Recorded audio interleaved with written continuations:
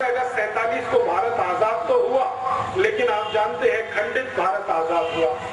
मुस्लिम league जो बना दिया अंग्रेजों ने, वही मुस्लिम लीग भारत में ऐसा विश्व वृक्ष बन गया कि उन्होंने पाकिस्तान अलग करा ही लिया।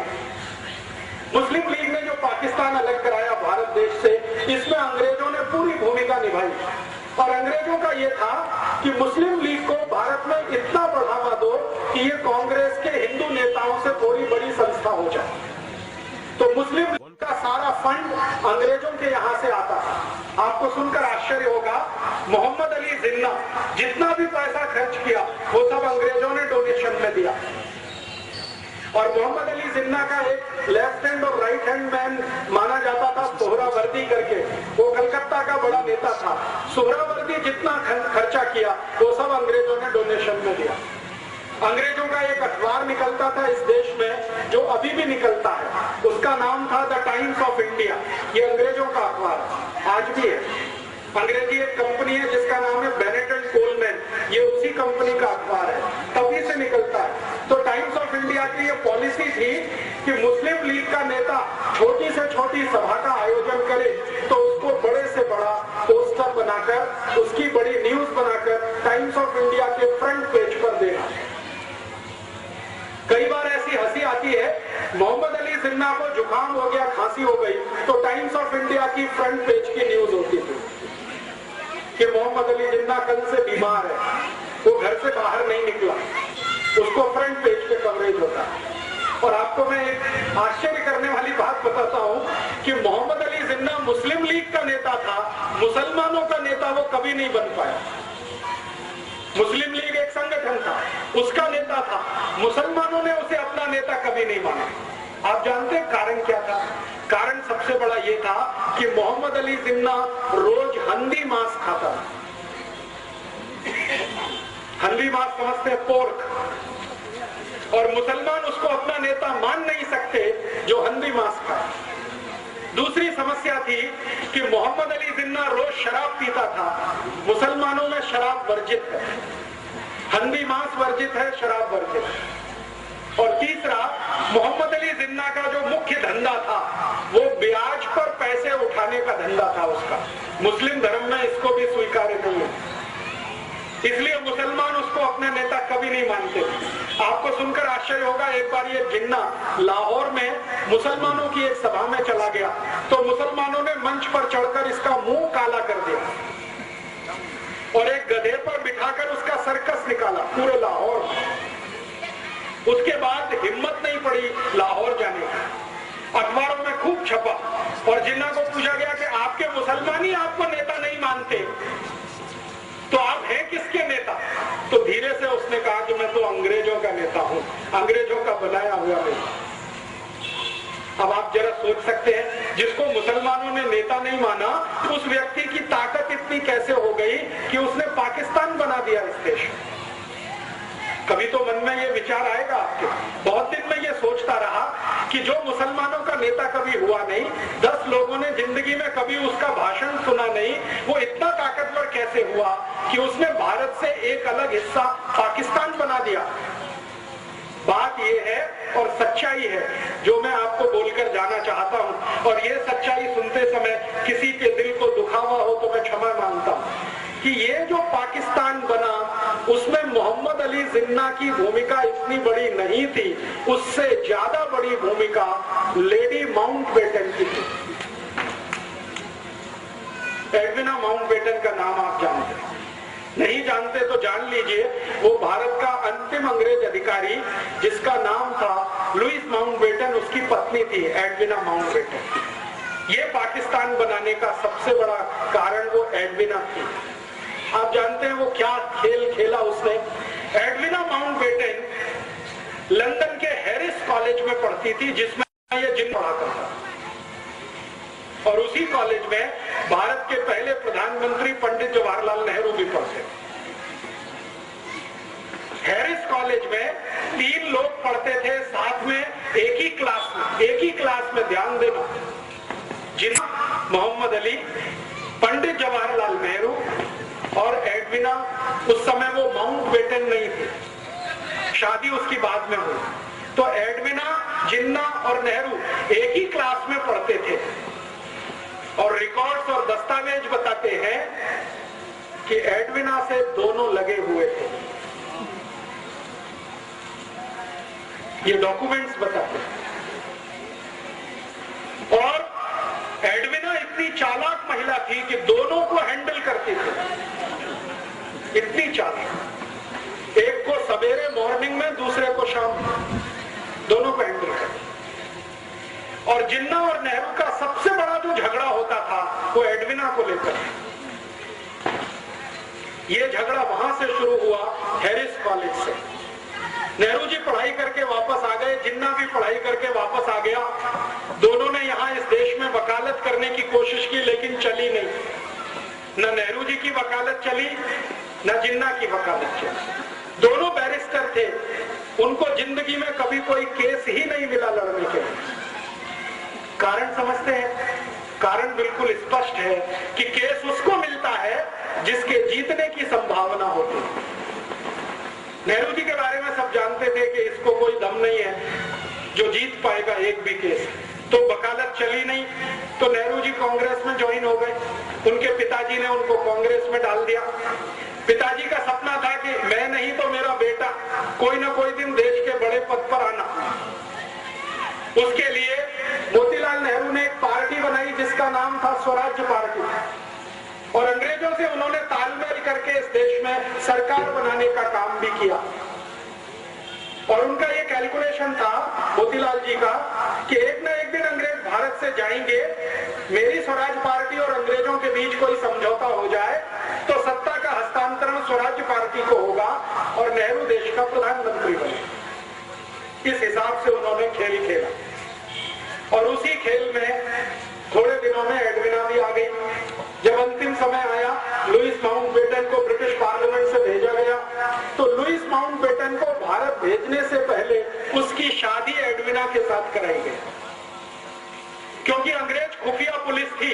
उनको मालूम था कि नेहरू और जिन्ना की वीकनेस क्या है, कमजोरी क्या है।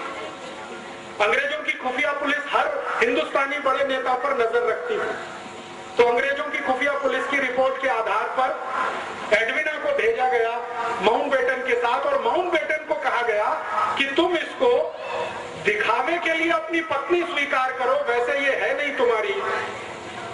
तो माउंटबेटन ने कहा ठीक है, मैं मेरे देश के लिए इतना तो कर ही सकता हूं। तो उसको पत्नी के रूप में वो लाया, लेकिन कभी भी लुईस माउंटबेटन ने अपनी डायरी में लिखा है कि उसने एडविना के साथ कभी भी रात में बिस्तर पर शेयर नहीं किया।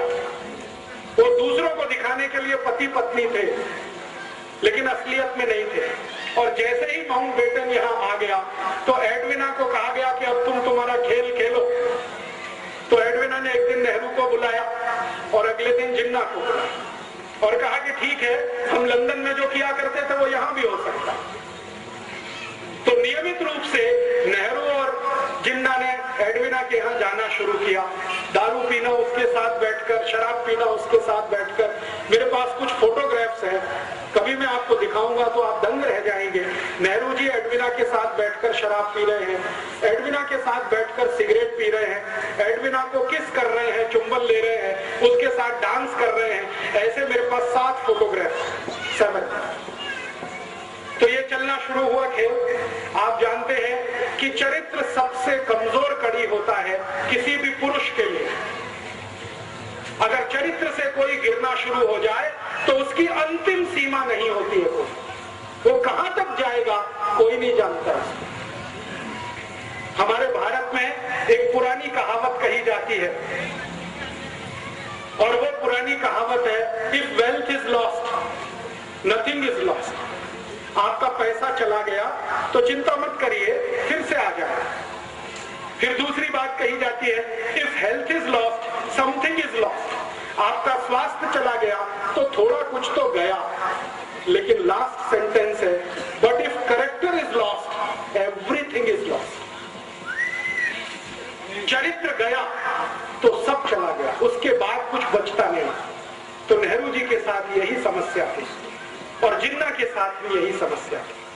जिन्ना और नेहरू चरित्र के इतने हल्के आदमी थे कि जानते हुए भी कि वो दोनों एक एक ही औरत से फंसे हुए हैं, वो आगे बढ़ते गए। एडविना ने दोनों को इस्तेमाल करना शुरू किया। 3 जुलाई 1947 को नेहरू जी एडविना से मिलने गए। रात को उसने फोटोग्राफ्स लिए, नेहरू जी के बेड में फोटोग्राफ लिए, और वो फोटोग्राफ नेहरू जी के लिए बहुत गंभीर तकलीफ का कारण बन गए। एडविना ने एक दिन वो फोटो दिखाए नेहरू जी को कि देखिए आपके फोटोग्राफ्स मेरे पास है, और वो फोटोग्राफ्स क्या है जो मैंने आपको बताया। अगर ये रिलीज कर दिया जाए पूरे भारत में तो आपकी क्या हैसियत होगी, और आपको जो सबसे आगे बढ़ाने वाला व्यक्ति है महात्मा गांधी, उनकी क्या हालत होगी। तो नेहरू जी ने एडविना को पूछा कि आखिर तुम चाहती क्या हो। तो उसने कहा कि एक पेपर है, उस पर आप साइन कर दीजिए। तो नेहरू जी ने कहा वो पेपर क्या है। तो उन्होंने कहा पेपर है कि भारत का बंटवारा करना है, हिंदू और मुसलमान के आधार पर करना, आप इसको साइन कर दीजिए। तो नेहरू जी ने कहा कि मेरी कांग्रेस वर्किंग कमेटी से पूछ लेता हूं। तो एडविना ने कहा इतना वक्त नहीं है मेरे पास, आप साइन करते हैं या कल ये फोटोग्राफ टाइम्स ऑफ इंडिया में छपते हैं। नेहरू जी सरेंडर हो गए।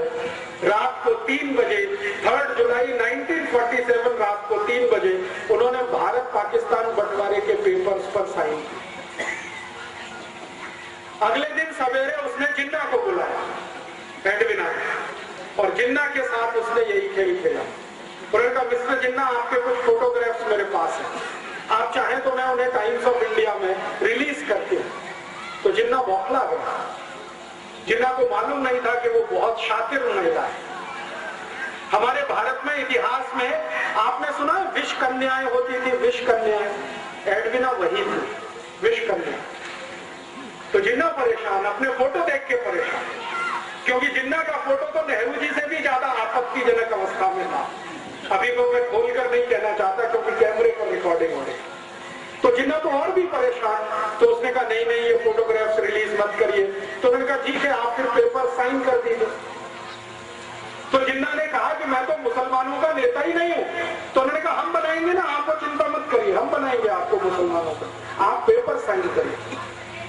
तो 4 जुलाई को शाम को करीब 2:30-3 बजे जिन्ना से हस्ताक्षर लिए, 3 जुलाई को सवेरे 3 बजे नेहरू जी से हस्ताक्षर लिए, और वो अगले दिन अखबार में आ गया कि भारत और पाकिस्तान 2 अलग देश बनेंगे, पाकिस्तान मुसलमानों को मिलेगा, भारत हिंदुओं को मिलेगा, और इस तरह से देश का बंटवारा हो गया।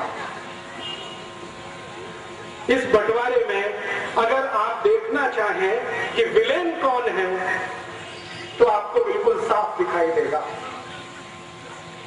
अगर मुझसे कोई पूछे तो पहला विलेन इस बंटवारे में पंडित जवाहरलाल नेहरू, दूसरा विलेन मोहम्मद अली जिन्ना। और मैं पंडित नेहरू को पहला विलेन क्यों मानता हूं, मैं आपको एक दूसरी घटना बताता हूं जो इतिहास में अभी दर्ज नहीं है, लेकिन डॉक्यूमेंट्स में वो घटना घटित है, डॉक्यूमेंट्स में उसका जिक्र है। वो घटना क्या है? घटना ये है कि भारत पाकिस्तान बंटवारा हो गया जिन्ना के हस्ताक्षर और नेहरू के हस्ताक्षर से। थोड़े दिन के बाद गांधी जी को यह पता चला। गांधी जी को पता चला तो गांधी जी ने अपना सिर पीटा। आप में से कोई शायद ये बात नहीं जानता है, गांधी जी को एक आदत थी, और वो आदत ये थी कि वो अपने पर जब गुस्सा करते थे तो अपना सिर पीटते थे, ऐसे करके बहुत तेज मारते थे, घूंसों से मारते थे, अपने को मारते थे। जिस दिन गांधी जी को पता चला कि नेहरू ने बंटवारे के पेपर्स पर हस्ताक्षर किए, उस दिन उन्होंने अपने को पीटा और उन्होंने कहा कि अब मैं जिंदा नहीं रहना चाहता, क्योंकि मैंने जिसको आगे बढ़ाया वो इतना कमजोर निकलेगा ये मुझे नहीं मालूम। परिणाम क्या हुआ? गांधी जी ने जिन्ना को बुलाया और कहा कि भाई तुम ये बंटवारा क्यों कर रहे हो? तो जिन्ना ने कहा बापू मैंने हस्ताक्षर कर दिए हैं, लेकिन आप मुझे एक वचन दो तो मैं मेरा एक एफिडेविट लगाने को तैयार हूं, और एडविना ने मेरे साथ जो ब्लैकमेलिंग किया है वो सबको बताने को तैयार है। गांधी जी ने पूछा क्या? उन्होंने कहा कि मुझे भारत का प्रधानमंत्री बनवा दो। गांधी जी ने कहा बस इतनी ही मांग है तुम्हारी? उन्होंने कहा हाँ, मुझे प्रधानमंत्री बनवा दो, मुझे पाकिस्तान नहीं चाहिए। तो गांधी जी ने कहा ठीक है मैं विचार करूंगा तुम्हारी मांग पर। अगले दिन नेहरू को बुलाया देखो जिन्ना तैयार है, वो एफिडेविट देना चाहता है, एडविना ने कुछ ब्लैकमेलिंग किया है, वो पूरे देश को बताना चाहता है, उसकी एक ही शर्त है कि भारत का प्रधानमंत्री उसे होना। बोलो।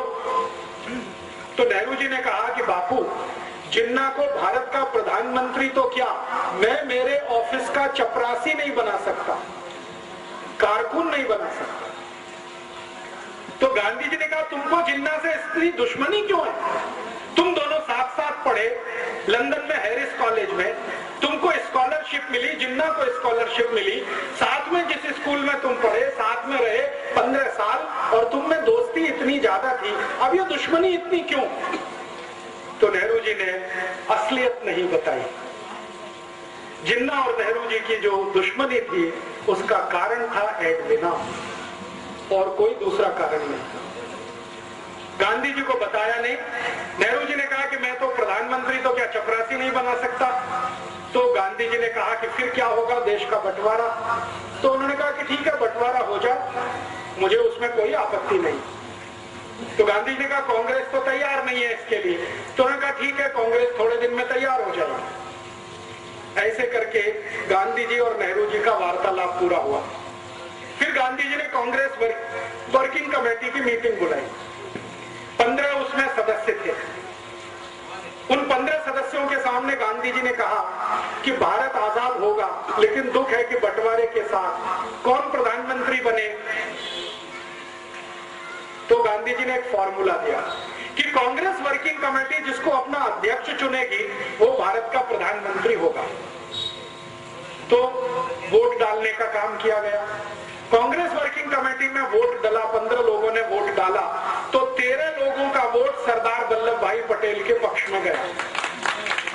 13 लोग। एक वोट पंडित जवाहरलाल नेहरू के पक्ष में गया, और एक व्यक्ति कांग्रेस वर्किंग कमेटी में एब्सेंट हो गया, वो वोट डालने नहीं आया। और जो व्यक्ति एब्सेंट था वो अनुग्रह नारायण सिन्हा नाम के एक व्यक्ति थे, पटना से थे, बिहार से, वो एब्सेंट हो गए। तो एक वोट नेहरू को, 13 वोट पटेल को। गांधी जी के फॉर्मूले के अनुसार पटेल भारत के प्रधानमंत्री बने, क्योंकि वर्किंग कमेटी ने अध्यक्ष चुना। जब नेहरू जी को पता चला कि वो इलेक्शन में हार गए, तो वो फिर गांधी जी के पास आए, और उन्होंने जो वाक्य बोला वो मैं आपको ऐसे का ऐसे ही सुनाता। उन्होंने कहा बापू, अगर मैं भारत का प्रधानमंत्री नहीं बना तो कांग्रेस को तोड़ दूंगा, और टूटी हुई कांग्रेस से अंग्रेजों का समझौता होगा, और पावर ट्रांसफर मुझे होगी, क्योंकि अंग्रेजों ने पहले से ये तय किया हुआ। और ये बात सही है। ब्रिटिश पार्लियामेंट में ये तय हो गया था कि भारत में कभी सत्ता का हस्तांतरण करना पड़े तो नेहरू के हाथ में ही सत्ता देनी है। क्यों? क्योंकि विंस्टन चर्चिल और क्लेमेंट आर एटली, जो दो बड़े लीडर थे उस समय इंग्लैंड के, एटली प्राइम मिनिस्टर था, Churchill leader of the opposition था, दोनों का ये मानना था कि ये नेहरू अपना ही आदमी है, शरीर से देखने में हिंदुस्तानी है, आत्मा इसकी अंग्रेजों वाली है, इसको सत्ता दे दो तो भारत हमारे ही कब्जे में रहेगा, ऐसा मान लो। तो ब्रिटिश पार्लियामेंट ने प्रस्ताव कर दिया था, नेहरू जी को उसकी जानकारी हो गई थी।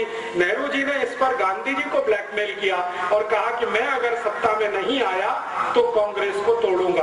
और अंग्रेजों ने घोषणा की थी कि कांग्रेस अगर टूट भी गई तो नेहरू वाली कांग्रेस को वो पावर ट्रांसफर करके भारत से चले जाएंगे। तब गांधी जी ने सरदार पटेल को बुलाया और कहा कि अब क्या करना। तो सरदार पटेल ने कहा कि देश का एक बंटवारा और हो, ये मुझे मंजूर नहीं है, मैं मेरा वापस लेता हूं, आप नेहरू को प्रधानमंत्री पद की शपथ करवाइए। तो गांधी जी ने कहा कि मैं प्रधानमंत्री पद की शपथ उसको नहीं करा सकता, क्योंकि मेरा दिल अब उससे हट गया है। ये जरूर है कि तुम मंत्रिमंडल में आ जाओ, डिप्टी प्राइम मिनिस्टर की पोस्ट पे रहो, ताकि नेहरू के ऊपर कंट्रोल रहे, और मैं तो जाऊंगा नहीं ऐसे किसी समारोह में जहां नेहरू को प्रधानमंत्री पद की शपथ दिलाई जाएगी। और आप जानते हैं कि 15 अगस्त 47 को जब शपथ ग्रहण समारोह हुआ, गांधी जी उसमें नहीं गए। गांधी जी नहीं गए। गांधी जी उस समय बंगाल के एक गांव में थे, नोआखाली में। ये गांव अभी बांग्लादेश में चला गया। तो नोआखाली के गांव में गांधी जी थे, करीब करीब दिल्ली से ये 1700 किलोमीटर दूर है नोआखाली। गांधी जी दिल्ली में नहीं थे। ट्रांसफर ऑफ पावर हुआ है। गांधी जी ये कहा करते थे, स्वतंत्रता नहीं आई है, आजादी नहीं आई है, सत्ता का हस्तांतरण हुआ है बस। और जो गांधी जी बोलकर नहीं गए और वो उनके कहने में समझ में आता है, वो मैं कह देता हूँ। गांधी जी ये मानते थे कि गोरे अंग्रेजों की सत्ता किसी काले अंग्रेज के हाथ में आई है, इसलिए वो सत्ता के समारोह में शामिल नहीं हुए। और आप फिर जानते हैं, इतिहास आपके सामने है, जिन्ना अलग पाकिस्तान का बन गया, ये बन गया। एक घटना बीच में और हुई थी, वो भी मैं समझा दूं आपको, तो समझ में आएगा नेहरू जी का चरित्र। गांधी जी को एक डॉक्टर मिलने आया एक बार, और ये घटना आजादी मिलने से थोड़े दिन पहले की है। गांधी जी कलकत्ता के पास नोआखाली में थे, एक डॉक्टर आया। वो डॉक्टर ने गांधी जी को परिचय दिया कि मैं मोहम्मद अली जिन्ना का पर्सनल फिजिशियन हूं। एक ईरानी व्यक्ति था, तो नाम मैं भूल गया, रिकॉर्ड्स में है। उसने गांधी जी को कहा कि मैं मोहम्मद अली जिन्ना का पर्सनल फिजिशियन हूं, आपसे अकेले में बात करना चाहता हूं। तो गांधी जी ने कहा, क्या बात करना चाहते हो? तो उन्होंने कहा, अकेले में, सबके सामने नहीं। तो गांधी जी उसको कमरे में लेके गए। अंदर जो बातचीत गांधी जी ने की, उन्होंने कहा कि देखो, मेरी एक संकल्प है। गांधी जी ने डॉक्टर को कहा कि मेरी बातचीत में कोई तीसरा जरूर रहता है जो उसको नोट करता है, लिखता है। मैंने आपको क्या कहा, आपने मुझे क्या कहा? तो उन्होंने कहा, वो कौन व्यक्ति है? उन्होंने कहा, मेरा सेक्रेटरी प्यारेलाल, वो भी यहाँ रहेगा। तो डॉक्टर ने कहा, ठीक है, उससे मुझे कोई बांधा नहीं, माने तकलीफ नहीं, आप बुला लो। तो प्यारेलाल जी को बुलाया और गांधी जी ने कहा कि मैं और ये बात करेंगे, एक एक शब्द लिखना। प्यारेलाल जी बहुत फास्ट लिखते थे, शॉर्ट हैंड में लिखते थे, बाद में उसका ट्रांसक्रिप्शन करते। तो डॉक्टर ने जो बताया गांधी जी को, गांधी जी परेशान हो गए वो सुन के। उन्होंने कहा कि मोहम्मद अली जिन्ना का मैं डॉक्टर हूं और ये जिन्ना बहुत जल्दी मरने वाला है। गांधी जी ने पूछा, क्यों? तो उन्होंने कहा, इसको बोन टीबी है, इसकी रीढ़ की हड्डी पूरी गल चुकी है, इसका नर्वस सिस्टम ज्यादा दिन काम नहीं करेगा। तो गांधी जी ने कहा, कितने दिन जिंदा रहेगा? तो डॉक्टर ने कहा, हो सकता है 2-3 महीने भी जिंदा ना रहे। तो डॉक्टर को पूछा गांधी जी ने, आप क्या चाहते हैं? तो उन्होंने कहा, मेरी एक इच्छा है कि आप किसी तरह नेहरू को समझा दो, 2-3 महीने ये जिंदा रहेगा, इसको भारत का प्रधानमंत्री बना दो, देश का बंटवारा तो नहीं होगा। तो गांधी जी ने कहा कि तुम्हारी यह बात में अगर सच्चाई है तो मैं जरूर प्रयास करूंगा। फिर उन्होंने नेहरू को बुलाया और कहा, देखो नेहरू, ये मरने वाला है जिन्ना, ज्यादा दिन जिंदा नहीं रहेगा, इसको बोन टीबी हो गई है, इसका डॉक्टर कहता है कि 2-3 महीने से ज्यादा जिंदा नहीं रहेगा, तुम क्यों अड़े हुए हो? इसको प्रधानमंत्री बन जाने दो, 2-3 महीने के बाद तुम बन जाना, देश तो एक रहेगा। तब नेहरू ने फिर वही बात की कि मैं जिन्ना को मेरे ऑफिस का चपरासी नहीं बना सकता, प्रधानमंत्री कैसे बनने दूं? तो नेहरू की जिद और जिन्ना का ब्लैकमेलिंग, ये दोनों मिलकर भारत का बंटवारा कर गए और इसमें भारत टूटा। भारत और पाकिस्तान दो अलग देश बने, किसी सिद्धांत के आधार पर नहीं, कोई विचार के आधार पर नहीं, सिर्फ प्रधानमंत्री पद की कुर्सी के कारण। और मैं अभी सब लोगों को ये बोलता हूं कि नेहरू जी तो स्वर्गवासी हो गए 1964 में, लेकिन उनकी आत्मा अब भारत के उन सब नेताओं में प्रवेश कर चुकी है जो कुर्सी के लिए कुछ भी करने को तैयार। वो तो मर गए 27 मई 1964 को। और आप में से शायद कोई जानता है या नहीं, नेहरू जी की मृत्यु बहुत ही दुखद थी। उनको सबसे खराब वो बीमारी हुई थी जिसको सेक्सुअल ट्रांसमिटेड डिसीज कहा जाता है, STD, आज का एड्स कह सकते हैं। STD उनको था और उनकी मृत्यु के समय जिस डॉक्टर ने उनको एग्जामिन किया था वो बताता है कि नेहरू जी का शरीर सड़ गया, कीड़े पड़ गए थे। बहुत दुखद मृत्यु थी। नेहरू जी की मृत्यु के समय उनके परिवार की जो महिला उनके साथ में थी, उसकी लिखी हुई डायरी में ये है कि नेहरू जी के अंग सड़ गए थे, शरीर के कीड़े पड़ गए थे उसमें, इसलिए वो प्रधानमंत्री पद से छुट्टी लेकर देहरादून गए थे। छुट्टी छुट्टी बिताने के लिए, लेकिन वहां से वापस नहीं आए, तो वो तो चले गए, पाकिस्तान बनवा गए इस देश में। जिन्ना का क्या हुआ, भारत पाकिस्तान जैसे ही अलग हुए उसके लगभग 7वें महीने में जिन्ना मर गया। बंटवारा हो गया 14 अगस्त 1947 और इसके ठीक 7वें महीने में जिन्ना मर गया। तो उधर पाकिस्तान जिसने बनाया वो पाकिस्तान का मजा नहीं ले पाया कभी, और पाकिस्तान जिनके लिए बनाया वो पाकिस्तान कभी गए नहीं।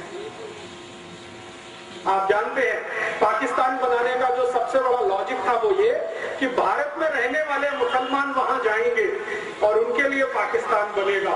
वो यहां से गए नहीं, वो यहां है, शिया हो चाहे सुन्नी हो, वो भारत में ही है, वो पाकिस्तान गए नहीं। और जिन्होंने कभी पाकिस्तान मांगा नहीं उनके सिर पर यह पाकिस्तान थोप दिया गया। वो अफगानिस्तान की सीमा पर रहने वाले जो बलूची लोग हैं ना, उनके ऊपर जबरदस्ती ये थोप दिया। आज पाकिस्तान क्या है आप जानते हैं, सारा का सारा पाकिस्तान ऐसी समस्याओं से घिरा हुआ है जो उसके जन्म से शुरू हुई, और जन्म से जो समस्या शुरू हुई जिन्ना के द्वारा, उसी का दुष्परिणाम है कि आज तक उस देश में कभी लोकतंत्र नहीं रह पाया, प्रजातंत्र नहीं रह पाया, हमेशा किसी सैनिक ने उसका शासन किया। और आज भी आप जानते हैं परवेज मुशर्रफ उन्हीं सैनिकों का रूप है जो जिन्ना के द्वारा पल्लवित और पोषित हुए। लेकिन भारत को एक बड़ा नासूर दे गए, और वो नासूर ये भारत के 3 विलेन, एक जिन्ना, नेहरू और एडविना, ये 3 विलेन को मैं मानता हूं भारत के बंटवारे के लिए जिम्मेदार।